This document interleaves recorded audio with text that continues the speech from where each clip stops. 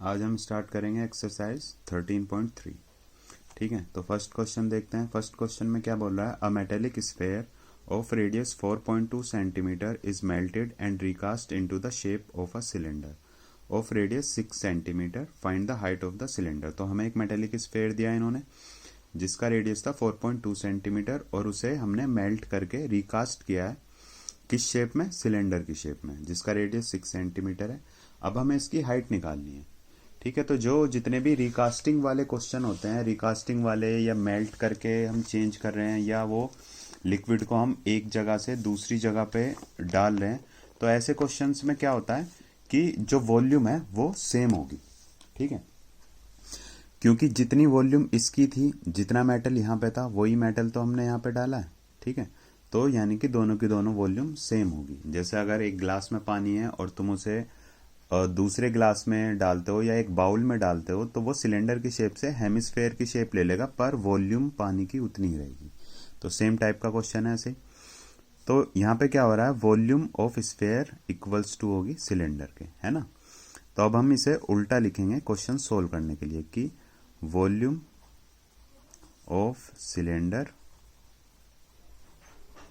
Equals to volume of sphere, है ना। Volume of cylinder का फॉर्मूला क्या होता है, पाई आर स्क्वायर एच, और वॉल्यूम ऑफ स्फेयर क्या होती है, 4/3 पाई आर क्यूब। इन्हें ले लेंगे, इसे ले लेंगे 1 और इसे ले लेंगे 2। यहाँ पे थोड़ी थोड़ी चीज लिख देंगे। हमें रेडियस गिवन था इसका R1 कितना गिवन था, 4.2 सेंटीमीटर, और इसका रेडियस R2 गिवन था हमें कितना, 6 सेंटीमीटर, और हाइट हमें फाइंड आउट करनी थी। तो एक छोटी सी लाइन लिख देंगे बस क्वेश्चन स्टार्ट करने से पहले कि let height of cylinder equals to, कितनी लेनी है हमें, h। ठीक है, तो ये ले लिया।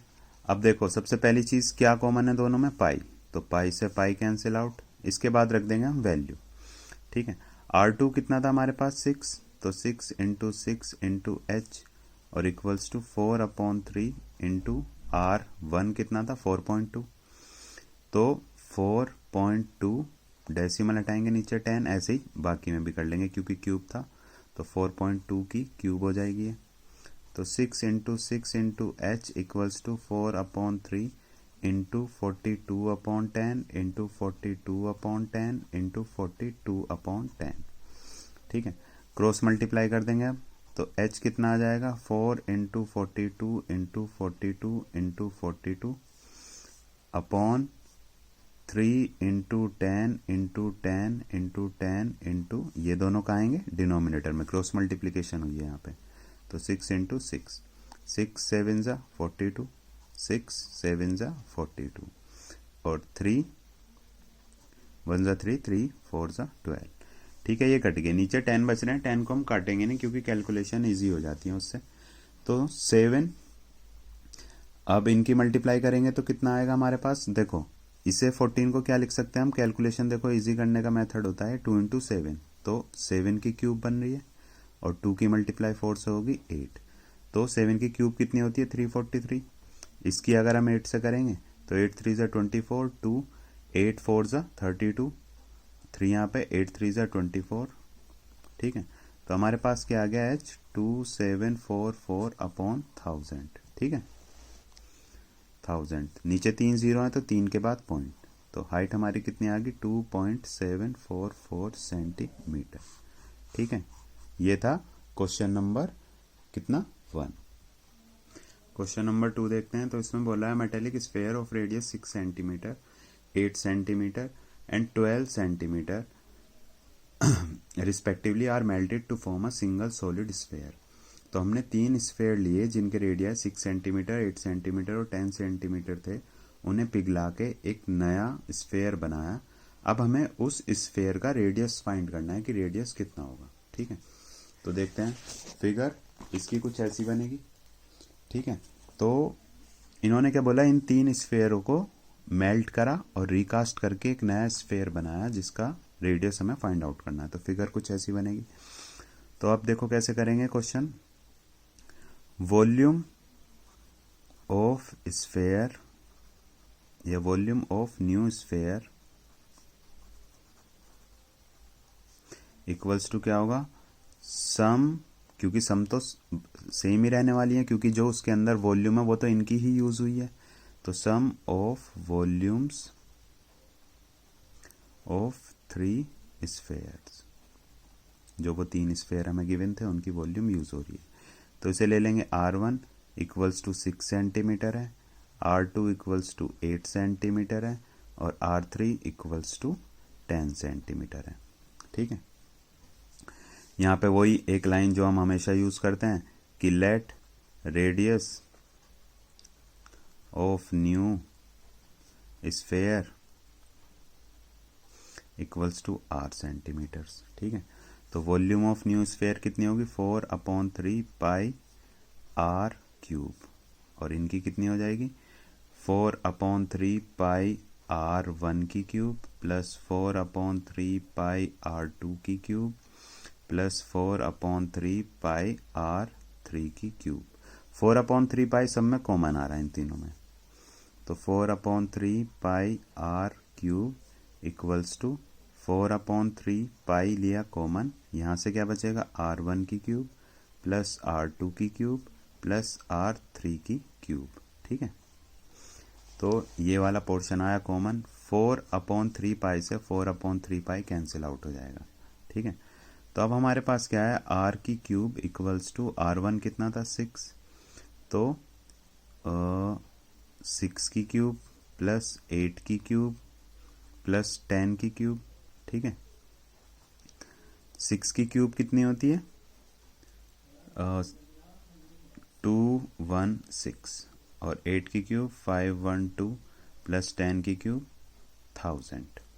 ठीक है, इन्हें ऐड कर लेंगे, R की क्यूब इक्वल्स टू ऐड करेंगे तो 6 और 2 8, 1 और 1 2, 2 और 5 7, और 1 इसका 1728। ठीक है, अब R की क्यूब इक्वल्स टू 1728 किसकी क्यूब है, 12 की, तो 12 की क्यूब। अगर क्यूब निकालना नहीं आता तो प्राइम फैक्टराइजेशन से कर लेना, उससे भी क्यूब निकल जाएगी। जैसे प्राइम फैक्टराइजेशन अगर नहीं पता हो तो बता देता हूँ, जैसे 1728 है जो ऐसे करके करते हैं कि 2 8 16, 1 यहाँ पे गया, 2 6 12, 2 4 8, तो ऐसे जब तुम करते जाओगे तो तुम्हारी लास्ट में जब तुम पेयर बनाओगे तो वो 12 की क्यूब निकल के आएगी, तो क्यूब से क्यूब कैंसिल आउट होगा और R कितना आ जाएगा हमारे पास, 12 सेंटीमीटर। तो जो नया स्फेयर बनेगा उसका रेडियस कितना होगा, 12 सेंटीमीटर। तो ये था क्वेश्चन नंबर 2। क्वेश्चन नंबर 3 देखेंगे अब। क्वेश्चन नंबर 3 देखते हैं। क्वेश्चन नंबर 3 में बोल रहा है 20 metre deep well with diameter 7 meter is dug and the earth from digging is evenly spread out to form a platform 22 meter by 14 meter. Find the height of the platform. तो इसमें हमें उन्होंने बोला कि एक कुआं है, एक कुआं खोदा गया जिसकी गहराई थी 20 मीटर और डायमीटर था 7 मीटर, और उसके अंदर से जो मिट्टी निकली, अर्थ का मतलब है यहाँ पे, अर्थ का मतलब अर्थ ऐसे नहीं है जैसे प्लैनेट के तौर पे अर्थ की बात नहीं हो रही, अर्थ का मतलब है मिट्टी। तो उसके अंदर से जो मिट्टी निकली उसे यूज किया गया किसके लिए, एक प्लेटफॉर्म बनाने के लिए जिसकी लंबाई थी 22 मीटर और उसकी ब्रेथ थी 14 मीटर। अब हमें फाइंड आउट करना है कि उसकी हाइट कितनी होगी। ठीक है, तो क्वेश्चन देखते हैं।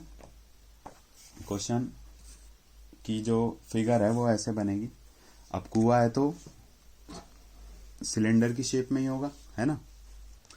तो कुएं की ये थी, तो डायमीटर ऑफ वेल कितना दिया हुआ, 7 मीटर, तो रेडियस कितना होगा, 7/2 मीटर। ठीक है, और हाइट ले लेंगे कि let height of platform equals to h metre. ठीक है, ये क्वेश्चन बोर्ड्स में भी आया हुआ है, तो जिनके पास बेसिक मैथ्स है वो ध्यान से समझना इस क्वेश्चन को। ठीक है, तो अब जितनी मिट्टी यहाँ से निकली थी वेल में से वही यहाँ पे यूज़ हुई है प्लेटफॉर्म बनाने के लिए। और प्लेटफॉर्म अगर देखा हो तुमने, जो रैंप होता है ना, जो पार्क वगैरह में लगा होता है, पार्कों में चलने के लिए, तो अगर तुम उसकी कोई शेप उठा के देखोगे कोई लेंथ, तो वो हमेशा क्यूबॉइड की शेप में होगी। ठीक है, तो अब हम क्या करेंगे, volume of earth used in platform. ठीक है, वो कितनी है, जितनी वॉल्यूम जो वेल है उसमें से निकली थी, volume of earth dug out from well, है ना, जितनी हमने उसमें से निकाली उतना ही यूज की होगी। अब वॉल्यूम ऑफ प्लेटफॉर्म, प्लेटफॉर्म किस शेप में है, क्यूबॉइड की, क्यूबॉइड की जो वॉल्यूम है वो क्या होती है, लेंथ इंटू ब्रेथ या l into b into h. यहाँ पे एक और चीज़ लिख लेना, हाइट। ठीक है, तो हाइट को यहाँ पे h1 ले लेंगे कि height of cylinder equals to h1 equals to 20 metre. ठीक है, तो वॉल्यूम ऑफ सिलेंडर क्या होता है, पाई आर स्क्वायर एच को क्या लेंगे हम, h1। ठीक है, तो अलग इसलिए लिया, नहीं तो यहाँ पे कैंसिल आउट हो जाता, तो दोनों वैल्यू सेम नहीं होनी चाहिए। कभी भी जब तुम रखोगे और दोनों जगह h आ रहा है तो उन्हें सेम नहीं रखना, h आ रहा हो या रेडियस भी होगा कई बार। ठीक है, क्योंकि अगर तुम इनका जो वेरिएबल है उसे सेम रखोगे तो मार्क्स कट हो जाएंगे इसमें, क्योंकि सेम वेरिएबल है तो वो कट हो जाना चाहिए क्रॉस मल्टीप्लिकेशन में। ठीक है, पर ऐसा है नहीं क्योंकि दोनों की वैल्यूज अलग हैं, तो इसलिए हम इन्हें अलग अलग लेंगे।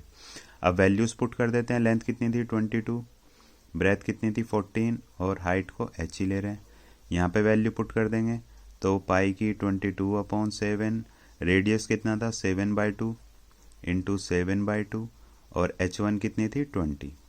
तो इस 7 से ये 7 कैंसिल आउट, 2 10 ज़ा 20 और 2 11 ज़ा। ठीक है, बाकी जो बच रहा है क्रॉस मल्टीप्लाई कर देंगे, h equals to 11 into 10/22 into 14।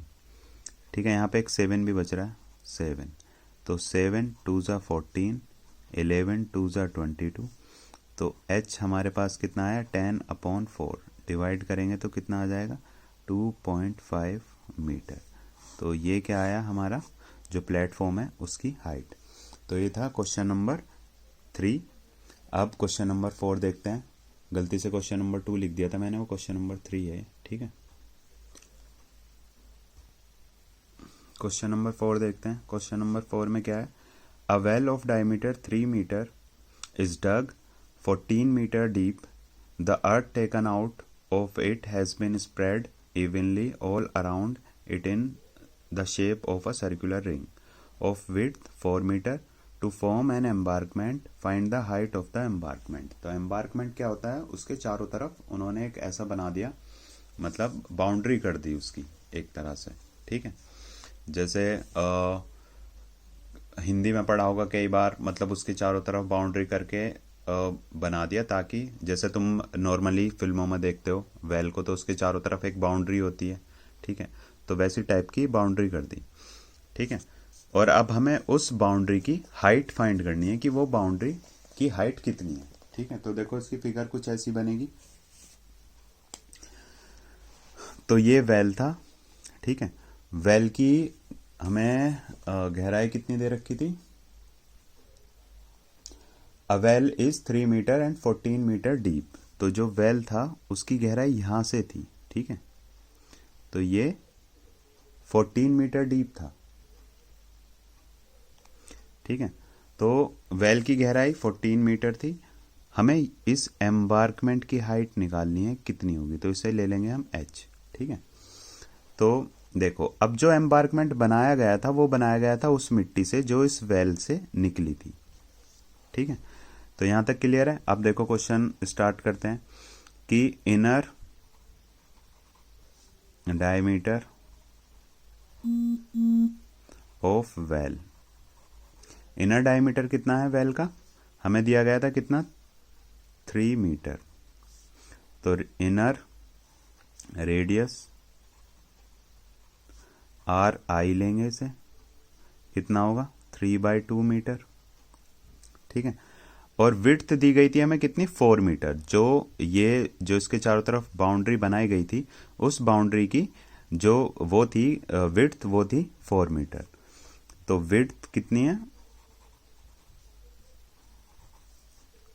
Width of embankment equals to 4 metre. तो रेडियस या आउटर, इनर रेडियस तो सेम होगा क्योंकि अंदर की तरफ तो ये वेल पे ही आ रही है जितना वेल का था। आउटर होगा तो आउटर रेडियस ऑफ एम्बार्कमेंट कितना होगा 3/2, जो कि इनर था उसमें ये ऐड कर देंगे, 4 मीटर था है ना। तो 3/2 प्लस 4 एलसीएम लेंगे। ये बताया हुआ है पहले भी कि इस टाइप के क्वेश्चनों में क्या करते हैं, अगर इसके नीचे कुछ नहीं है तो मल्टीप्लाई होगी सीधी, 2 4 8 प्लस 3 11, तो 11/2 मीटर। ठीक है, तो अब हमारे पास क्या आ गया, इसका इनर और आउटर रेडियस आ गया। ठीक है, अब क्या करेंगे हम, लेट हाइट ऑफ एम्बार्कमेंट को कितना ले लेंगे h। ठीक है, यहां तक क्लियर। अब करते हैं आगे क्वेश्चन। देखो वॉल्यूम ऑफ एम्बार्कमेंट कितनी होगी, जितनी वॉल्यूम इसके अंदर से निकली होगी अर्थ की। ठीक है, तो वॉल्यूम ऑफ एम्बार्कमेंट या volume of earth used in embankment कितना होगा, volume of earth dug out from well. ठीक है, तो अब वॉल्यूम ऑफ एम्बार्कमेंट की क्या होगी, देखो वॉल्यूम जो हम एम्बार्कमेंट की निकाल रहे हैं वो एक सिलेंडर नहीं है, वो क्या है, एक होलो सिलेंडर है। यानी कि एक सिलेंडर और उसमें से दूसरा जो पोर्शन खाली है वो माइनस कर देंगे, है ना। तो देखो यहां से होलो सिलेंडर का फॉर्मूला आता है, तो देख लो होलो सिलेंडर का फॉर्मूला तुम्हें डायरेक्ट भी होता है, जो उसका डायरेक्ट फॉर्मूला होता है, पर इसमें साथ के साथ मैं तुम्हें ये भी सिखा दूंगा कि वो फॉर्मूला बिना याद करे भी कैसे याद करना है। ठीक है, तो तुम्हें मतलब वो मेमोराइज करने की ज़रूरत नहीं है, अगर तुम्हें दोनों के रेडियस पता है तो उससे भी तुम निकाल सकते हो। तो देखो एक आउटर जो सिलेंडर है उसमें से इनर माइनस हो रहा है ना, तो एम्बार्कमेंट का कितना होगा, पाई, हाइट दोनों की सेम है। ठीक है, pi R O square H minus pi R I square H. भाई अगर मैं इस सिलेंडर लूं जिसमें पूरी वॉल्यूम आ रही है और उसमें से ये पोर्शन हटा दूं तो ही तो एम्बार्कमेंट आएगा हमारे पास, उसकी वॉल्यूम आएगी। तो वही क्या है, अब इन सब में क्या होता है, पाई और एच कॉमन है दोनों में। ठीक है, तो यहीं से इनका फॉर्मूला बना है क्या, पाई आर ओ का स्क्वायर माइनस आर आई का स्क्वायर इंटू एच और इक्वल्स टू, ये तो सिलेंडर ही है तो पाई आर आई स्क्वायर एच। ठीक है, इसे ले लो कैपिटल एच। ठीक है, तो इसे कैपिटल एच ले लेंगे कि हाइट ऑफ वेल, जिसे हम डेप्थ भी ले लेंगे h इक्वल्स टू 14 मीटर। ठीक है, तो वैल्यूज पुट कर देंगे, सबसे पहले तो पाई से पाई कैंसिल आउट हो जाएगा, है ना। अब इनकी वैल्यूज रख देंगे। अब यहाँ देखो तुम्हें एक चीज याद आएगी, ए स्क्वायर माइनस बी स्क्वायर। ठीक है, इसका फॉर्मूला लगा दो, अगर तुम नहीं लगाते हो तो भी क्वेश्चन हो जाएगा, पर अगर तुम लगा देते हो तो बहुत ही आसानी से हो जाएगा।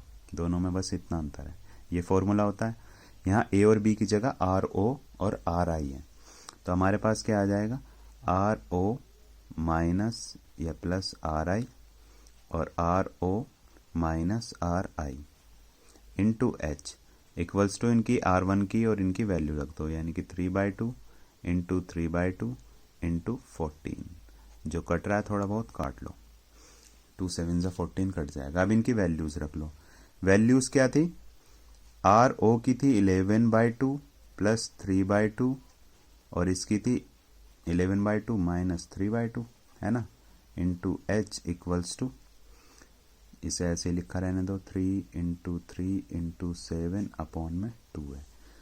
अब इन्हें करेंगे ऐड तो क्या आएगा, 11 प्लस 3 14 अपॉन 2 इंटू माइनस करेंगे तो 8/2 into h equals to 3 into 3 into 7/2।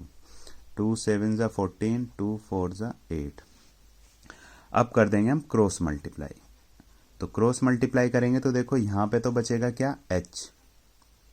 ठीक है, एच बचा और बाकी सारा जो भी न्यूमरेटर में ही बचा हुआ है वो सारा जाएगा डिनोमिनेटर में, यानी कि 3 इंटू 3 इंटू 7/7 इंटू 4। और एक 2 भी बचा हुआ था यहाँ पे, तो 7 से 7 कैंसिल आउट हुआ और कुछ हो नहीं रहा, 9/8। और 9/8 को जब हम डिवाइड करेंगे तो हमारे पास क्या आएगा, 1.125 मीटर। ठीक है, ये जो हाइट आई है ये आई है हमारी क्या, एम्बार्कमेंट की हाइट। तो ये था क्वेश्चन नंबर 4।